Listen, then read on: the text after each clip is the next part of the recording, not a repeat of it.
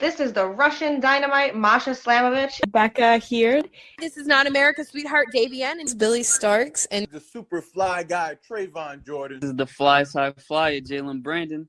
Hardcore Princess, Jules Malone. Hi there, this is the Bubblegum Princess, Alexia Nicole. This is the Brazilian Wonder Woman, Christy Jane. This is the baddest black belt, Chennai Kai. This is Kid Bandit. The smash hit, Joel Bateman. This is Robin Renegade. Cody Hawk. Brutal Bob Evans. And you are listening to Wrestling with Entertainment, one of my favorite podcasts in the whole wide world. This is your hardcore hero, the Green Phantom. And when you're getting with the green, I want you to listen to Wrestling with Entertainment podcast. Yeah, baby. Hello, and welcome to the show at Wrestling with Entertainment, the only audio experience on the web today, the trusted choice for interviewing all your favorite wrestlers every Tuesday and Wednesday on YouTube and Castbox, sponsored by Rogue Energy and Player One Coffee. I'm, of course, your host, James J., and it's a great day for wrestling, because we are wrestling with the hardcore hero, the Green Phantom. How are you today? How you doing, man? Getting with the green. You good? I'm good. How are you today? Fantastic. Can you tell us what you have, where can we find the Green Phantom on social media and your merchandise? Well, Green Phantom 514 on Instagram, Green Phantom 514 on Twitter, and the old schoolers can find me on Facebook, just the Green Phantom. And yeah, DM me for merch, man. I got tons of shirts and caps and masks and all that shit. And come see me live too. You can always come see me at the IWS here in Montreal, or 123 Lit here in Montreal. And this is coming out August 7th, so late August, you can see me. If you're in Toronto, I'll be at the CNE for about a week and a half, wrestling every day. Come see that. Or if you happen to be at the Gathering of the Juggalos, you can see me wrestling there as well. Hell yeah. Yeah. And you don't have to go looking for it. All of the links to all his social media will be in the description of the video below, but on YouTube and Castbox. Alright, let's get into it. Like you said, you work for IWS. You had just more recently, you had a major event that celebrated 25 years of IWS. IWS, yeah, it was wild. It was a crazy show. It was a great night. A lot of people, a lot of Phantom fans. It was really cool to be part of. And I mean, you've been there from the very beginning, right? Yeah, man, I'm one of the founding fathers, if you will. If there's a Mount Rushmore of IWS, I'm definitely there. I was the longest reigning champ. I've held all the belts, and let's say I'm a fan favorite, to say the least. Oh yeah. Have you been to see Green Phantom and the IWS? I've seen on YouTube, but I haven't actually been to an event. I'm in California. You're in California, all right? Yeah. I hope to make it out there someday soon. I've been on a couple offers, so we'll see. So you're telling me that I might be able to get with the green sooner rather than later? Yeah, well, in person, yeah. You can always be getting with the green. You don't necessarily have to see me, but yeah, maybe someday in the future, California.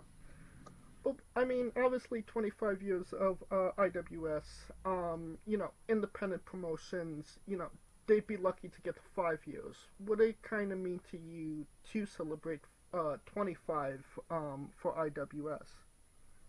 What does it? What does that mean to me? Is that what you said? Yeah.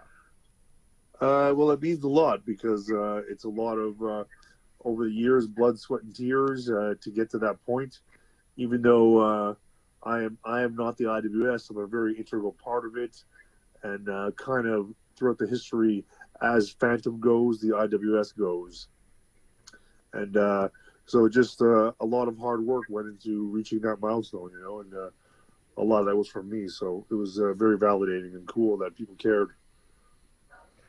And you mentioned it, longest reigning champion for IWS. You know, obviously with a promotion that's been as long as it has, what did it kind of mean to you to hold that title and for such a long time? Well, same kind of deal. It's like I like that I represented it because I really do. You know, the IWS wouldn't be where it was today if it wasn't for some of the matches I had, some of the representation that I've had. So being the champ is just me carrying the torch, you know. So it makes sense. Okay. Now, not too long ago, you actually competed in Japan, at the famed Korakuen Hall. When it comes to that was cool. when it comes to wrestling buildings, I don't think there's many that's more famous. So, what was that experience wrestling in one of the biggest arenas in the world, in Korakuen Hall? It was absolutely fantastic. It was a real dream come true. A dream come true that I never knew I had. It was really, really special. I'm so happy. It was a lifetime worth of work to I came to accomplish that goal. You know, it was great to know that I made it. You know? Was that a moment you kind of took in the moment, or is that something that kind of sets in afterwards, like, wow, I did this? You know, it's a bit of both. It's a bit of both. The moments always, they go so fast, you know, but you still, as you get older anyways, I try with my experience to slow things down a little bit. But it's definitely, there's more time after to reflect than there is time to experience it. So it starts out, obviously, you want to experience it as it is, but it goes so fast that you have no choice but to see later on that, you know, just to appreciate it more later. That being said, being in Japan, what are you eating in Japan? Sushi. A lot of sushi and meat on a stick from dépanneurs, as they call them. Oh, dépanneurs, you know what that is. From little kid stores, they have all kinds of meat on the stick. It was very good in Japan, I have to say. It was all good. Where was the best ramen? I'm not a big noodles fan, so I don't know about ramen. But I definitely ate a lot of sushi. Okay. There's a dog barking a lot back there, man. That's pretty intense.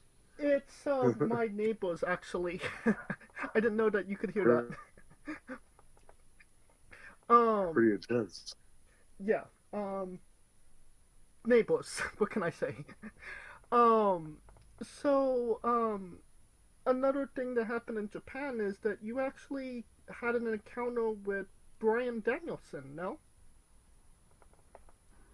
Yeah. I went to a wrestling shop to like sign some stuff and pick up some stuff, and he was doing the same thing as me.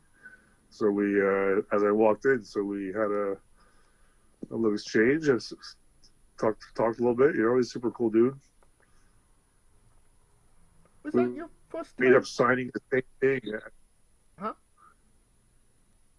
There's this the guy who owned the store. He has this this poster that he makes wrestlers sign, and when I signed it, Danielson signed it right after me.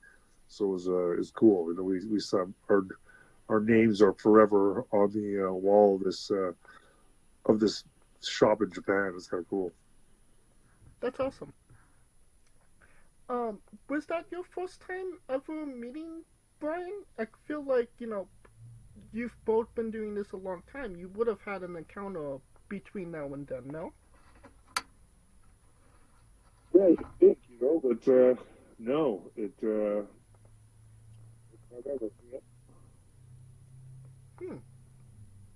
Alright. Now, you've also worked for CCW under John Zandig. Could you tell us about your relationship with CCW and Zandig? CZW, yeah, it was Zandig. Well, it was a long time ago, and it's some of my more famous match was the one I had with Echo Butcher out there at the Tournament of Death. It was at the time, it was the first company I worked for when I went down to the USA. So it was a cool experience and really exposed me to a lot of American fans. And, people still talk about my match with Necro Butcher. Even when we got to Japan, I was on the same card as Necro Butcher. So there was like a lot of history there. It's cool. But I actually saw Zandig not so long ago when I was wrestling with GCW at their tournament of Survival. And we were happy to see each other, to say the least. Oh. He had a MAGA hat on, and I told him, "Oh, I'm glad you have a Make America Green Again hat." Good stuff. You mentioned Tournament of Death, and you were also in Tournament of Survival for GCW. Is there any differences or comparisons between the two tournaments? Well, it was a long time ago. They're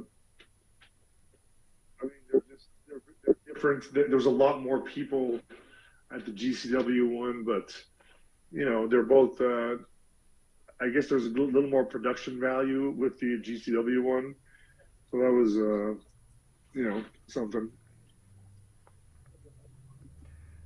And you can correct me if I'm wrong here or not, but you were in the first ever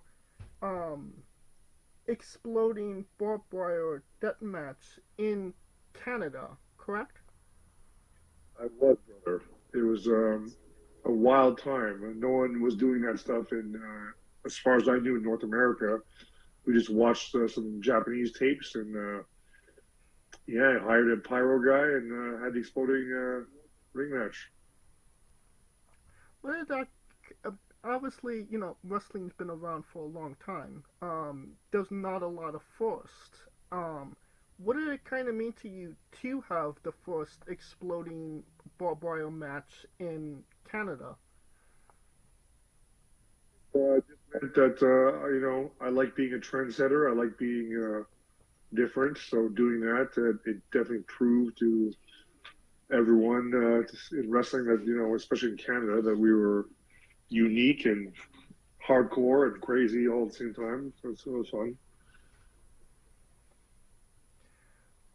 Now, obviously deathmatch wrestling is, it has its it's an interesting genre of pro wrestling. Is there anything that you've done is there anything that you won't do in a deathmatch, or something you have done but said never again when it comes to deathmatch wrestling?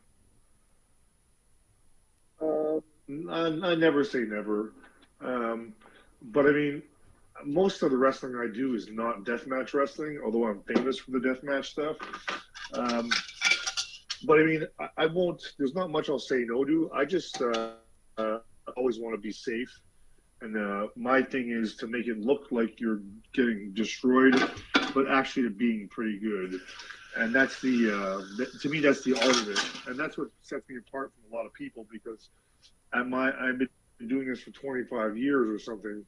And I know a lot of deathmatch guys don't have that longevity, or if they do, they're not at the top of their game anymore because they're physically broken down and beaten up. And yeah, my body's in perfect shape. Definitely have some scars and some aches and pains, but I've done it in a very sustainable way, and like I feel anyways, I could do this for many, many more years to come, just because I haven't broken my body like some of these other guys have. And you have had your fair share of injuries over the years. For sure. That being said, can you tell us about having your left testicle crushed? So I do this move called the Phantasm. It's my finishing move. It's my patented move. And for some reason, this one time I was giving to this guy, and for some reason my nut was the meat in the sandwich between his head and the canvas, and it just it crushed it for some reason. Luckily it healed up. It was quite the experience. My nut was the size of a black cantaloupe for a few days, but it was definitely probably one of the more scary injuries. But I mean, everything's okay now. So don't you worry about my nuts, all right? Fair enough.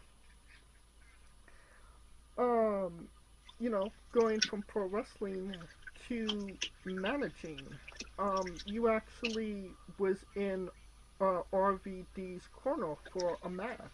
How did that come up? Well, at the time I was injured, right? I was getting my knee surgery. I just had knee surgery because I totally fucked up my knee, so they had to reconstruct it basically.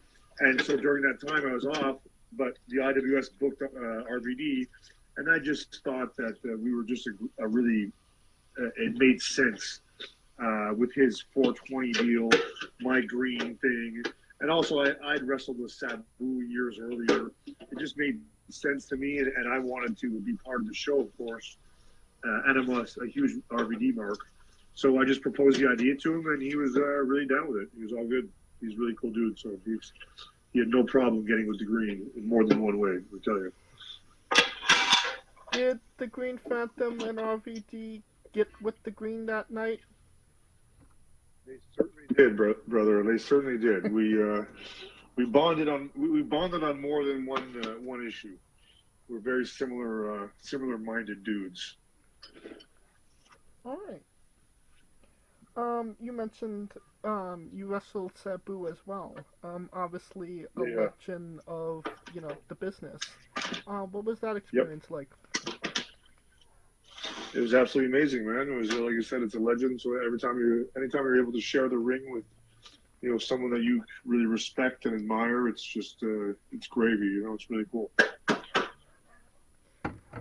And it worked out well because now whenever I see him, we hang out. It's cool. I saw him. I was hanging out with him at WrestleMania weekend this past year in Las Vegas the winter before. It was cool. That's awesome. Now, you've also done some extra work for WWE as well. Yeah. Can you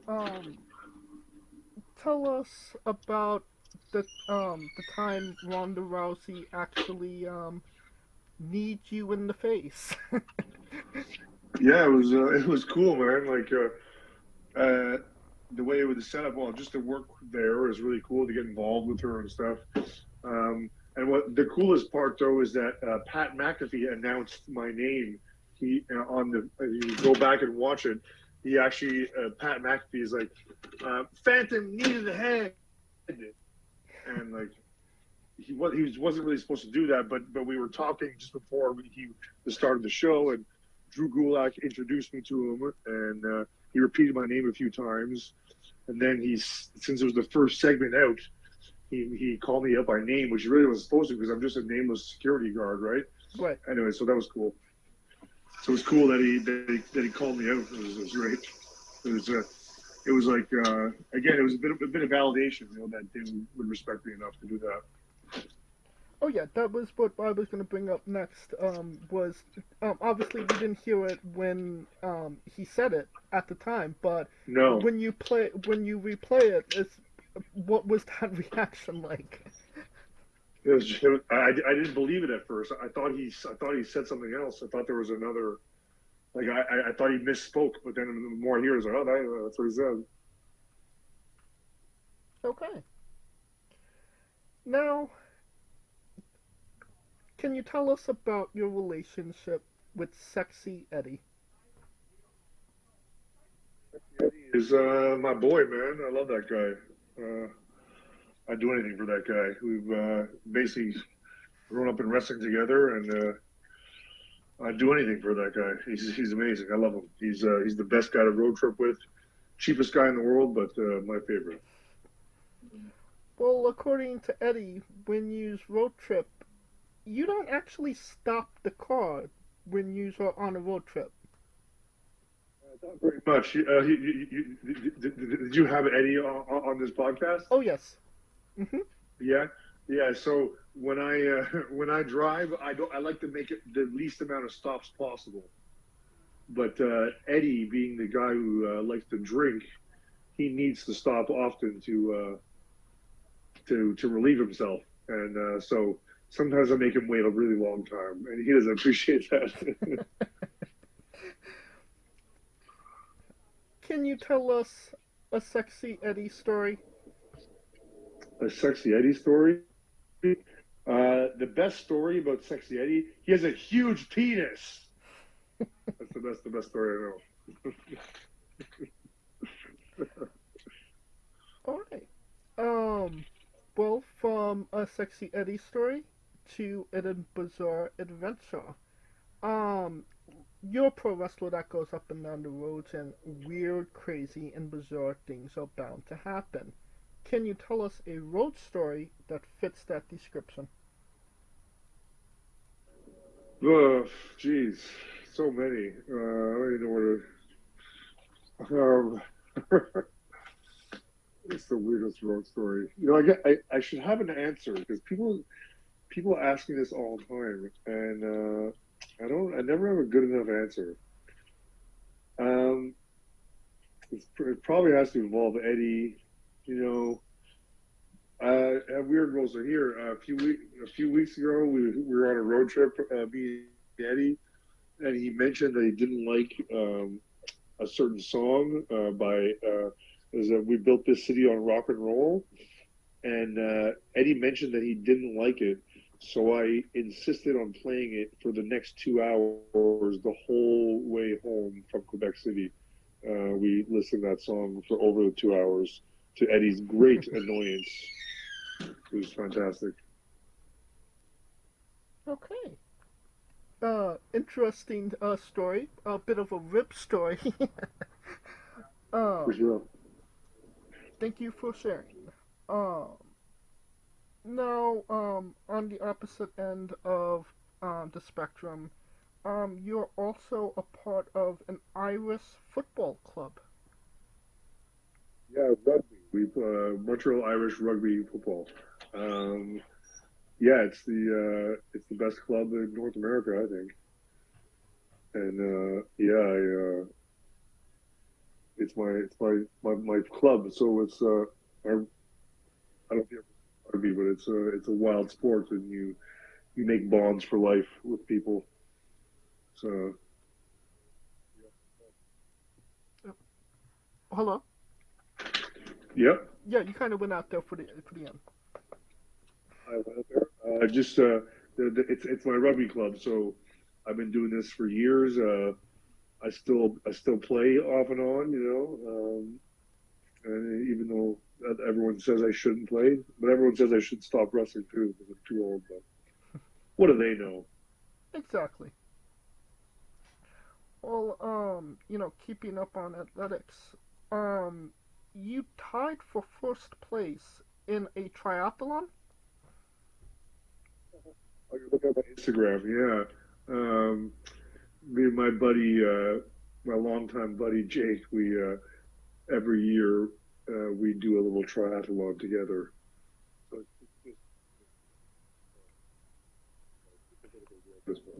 That we tied for first for the triathlon. So it's not like an actual, event that set up by people. It's something that you and him do. Exactly. It's a personal setup thing. It's still a triathlon. We still do running and biking, just maybe not quite like they do on TV. I gotcha. How far are you going? how far am I going? Yeah, like You talking about? the triathlon. We're going, I don't know, 40 kilometers of biking, maybe a couple of kilometers of running, and maybe a kilometer of swimming. Damn, that's pretty good. um, Possibly, have a beer afterwards. That's a necessity. Which you actually have. There's a Green Phantom beer, no? Yes, it's perfect beer if you're thirsty and you want a nice beer. It's very hard not to have a Green Phantom ale if you're me. Let me tell you, they're great. They're green and just in time for summer. If you ever make your way up to Montreal, come grab one. How did that come about? Making your own beer. I got approached by the bar that I run a trivia night out of, and they were looking for another idea for a different beer, and they approached me, and we kind of consulted on what a Green Phantom beer should taste like and look like, and the rest is history. It was great. I was very honored. Like, it was a dream come true. One that I didn't even know I had. I have to say the design of the can is incredible as well.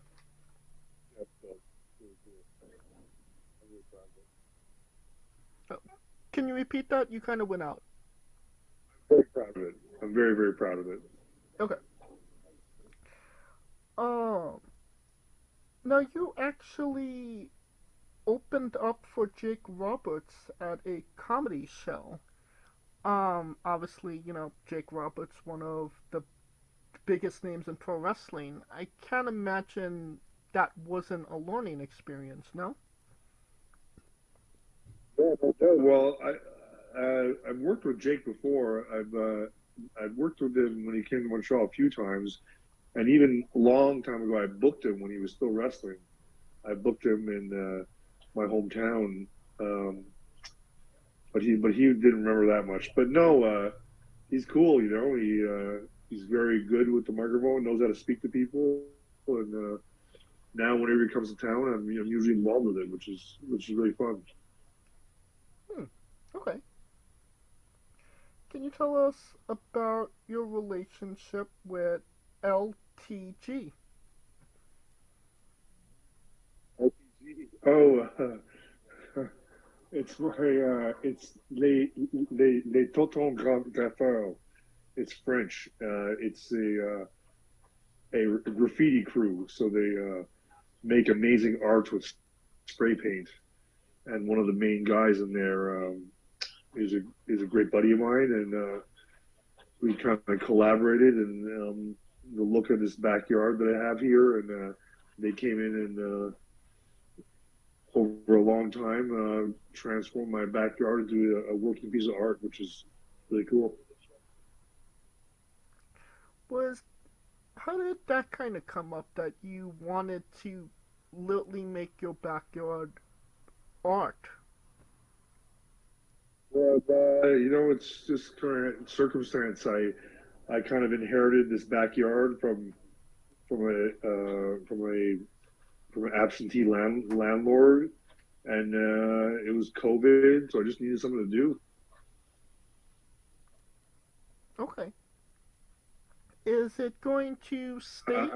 I'm an artist, so I just like to do it, man. Is it going to stay that way, or are you going to eventually put something different down the line? It'll probably stay that way for a long time. Certain elements might be changed over time, but for the most part, as long as I'm alive, it'll look pretty much like it looks. All right. Now, speaking of art, there's actually people out there that have Green Phantom tattoos. It's one thing to have somebody, make fan art or just be a fan, but to have, your likeness on somebody's body permanently, what does that kind of mean to you? It was a bit shocking, that someone would go that far in the name of Green Phantom. It's pretty cool. It's good to have fans. I love that the character I've created has inspired art in many forms around the world. Really cool.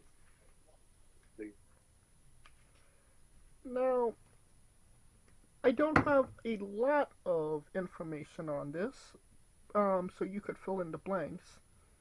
Can you tell us about Knife Fight X? You're pulling up the random ones, dude. That was a comedy show with the guy who got me started in comedy, pretty much. This guy Walter Ling, and every year he has a show that he does, and it's called Knife Fight. And that edition I was on was Knife Fight 10, and it was a good time. There's no actual bloodshed. It's just a catchy title. Okay. Well, you were actually, there's been a lot of articles and papers on you. But you were actually the front page of the Montreal Gazette. What did it kind of mean to you to be the front page of, a newspaper? A lot, especially since when I was a kid, I delivered that paper for many years. So to see myself on there was pretty cool. Although newspapers aren't what they used to be in circulation and whatnot, that's for sure. I mean, true, but I feel like it's one thing to read something like on a online, but to actually have it in your hands, black and white, it hits a bit different.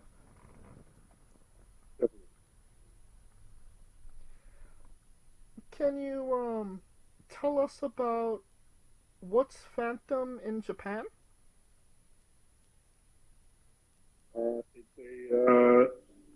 It's a podcast I used to have with a local Montreal sports personality, where we would talk about Japanese wrestling, specifically New Japan wrestling. But that was one of those COVID time stuff where you have time on your hands, and you don't do that anymore. Do you think we'll ever see a relaunch? Just too busy, man. Oh, hello?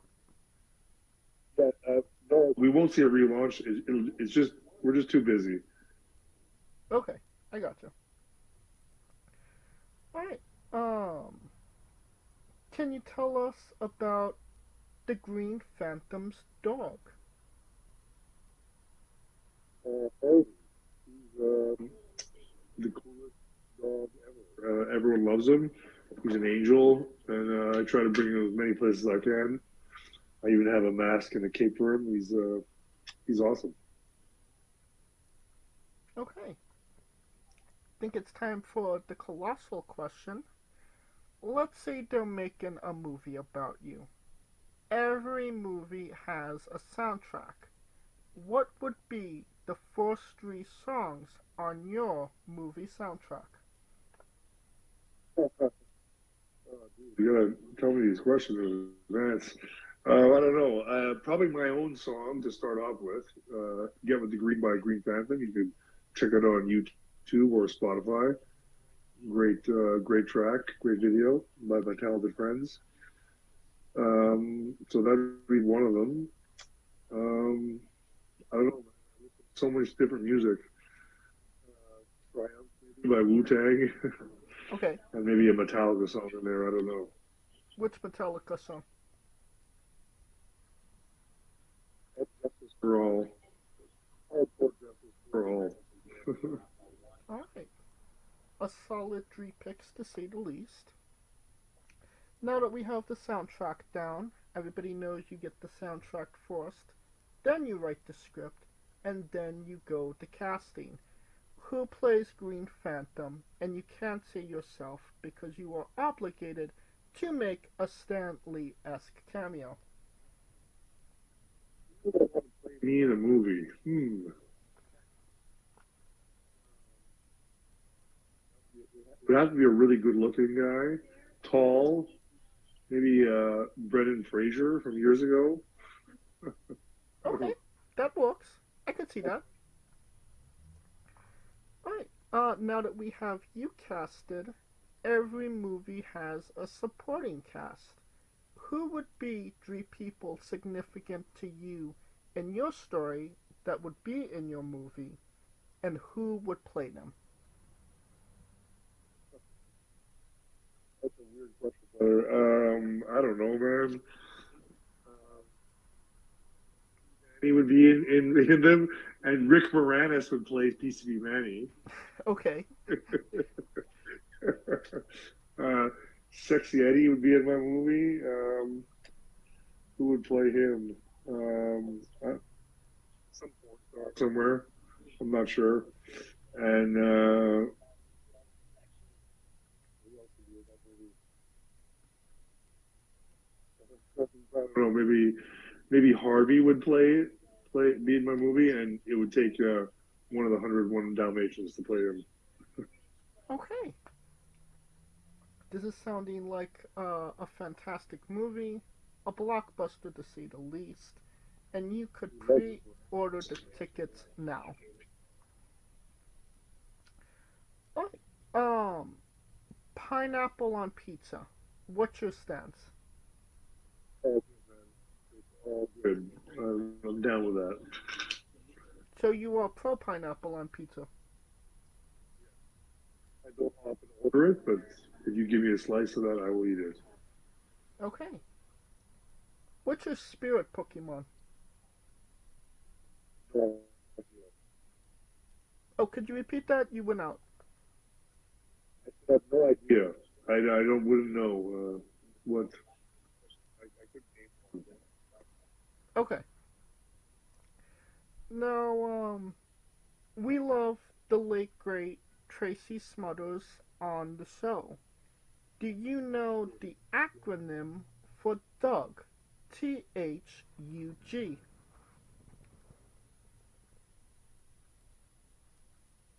don't understand what you're asking me. We love Tracy Smothers. Do you know the acronym for Doug? THUG. I forget. You tell me. All right. T is for terrible, H is for hell, U is for ugly, and G is for jail. 'Cause a Doug can't spell. Yes, we love the late great Tracy Smothers, trying to keep the memory alive on the show. Phantom, are you still there? I appreciate that. I saw him a few years ago. He was still great in his late age. He was fantastic. That's awesome. Did you have a Tracy Smothers story? I do not. Just that he was great to watch in the ring, and that he could be a great worker. He was fun. Okay. Now, the weirdest question you'll be asked on a wrestling interview: would you ever consider wrestling a Rock? Not Dwayne Johnson, not the country, an actual physical Rock. I'll have a match with anything, anyone, anytime. Okay, well, just for context, there's a wrestler named Psycho Mike that indeed wrestled a Rock for over 15 minutes in a Tungsten Man match. That is an Iron Man match that lasts for 2 weeks. Michael Mike would be the one to do that. He's crazy. I like him. I wrestled him once a while ago. He's good. I mean, it's in the name, Psycho, so... yes. On a more serious note, where do you see yourself in 5 years?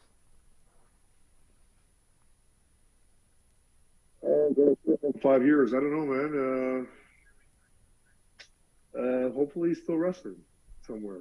Hopefully people still want to see me. Hopefully I'm still selling merch and traveling the world. Okay. And since we are nearing the conclusion of this interview, we are wrestling with the 8 questions of doom. This is our speed round, our bonus round, the round where we see who you really are. Are you ready? Excluding yourself, greatest wrestler of all time. Wrestler. Kevin Owens. Worst wrestler. Worst wrestler. I don't know, some guy I don't know his name of that I wrestled a few weeks ago in Quebec City. I don't know.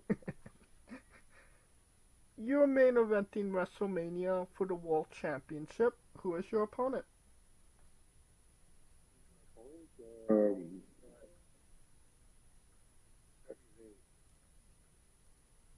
Oh, can you repeat that? You went out. Sami Zayn. Okay. If you could come out to anyone's entrance music, past or present, who would it be? That's my own man. That's great. When I was a kid, I loved Hulk Hogan's. Maybe. So real American. Alright, finish the sentence. Kayfabe is... Whenever you want it to be. We would have also accepted taste great on toast. Squash, vegetable or fruit?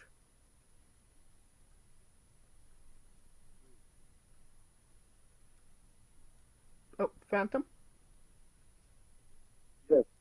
Squash is a match I've been involved in a few times, and it's a vegetable and a fruit. So squash is everything?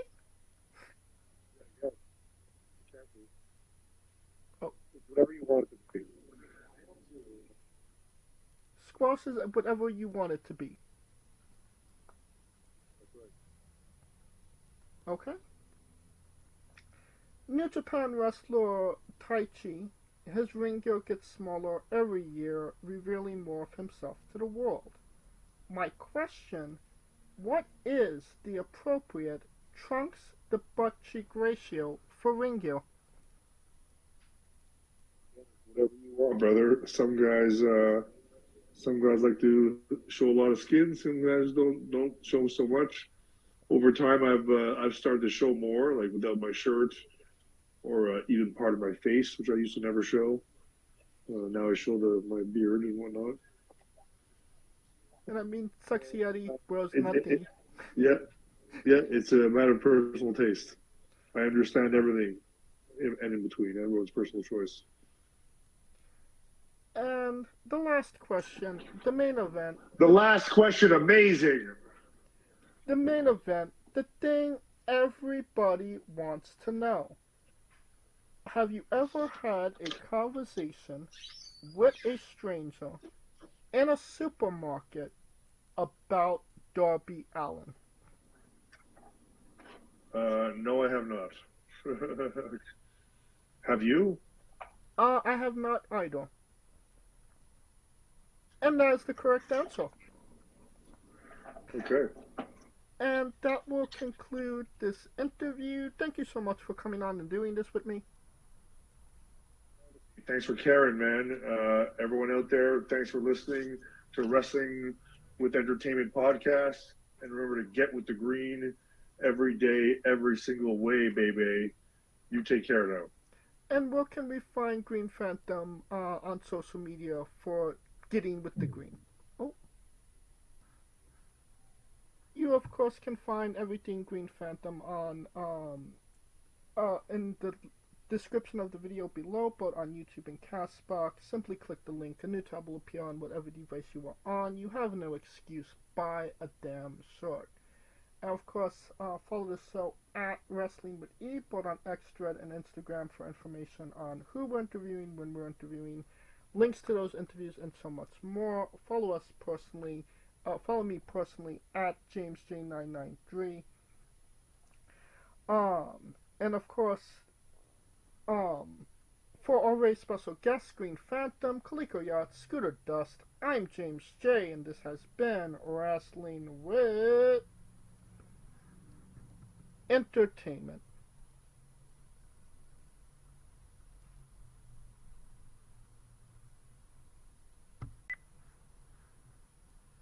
Hey folks, this is the Colossal Mike Law, and you are listening to Wrestling with Entertainment.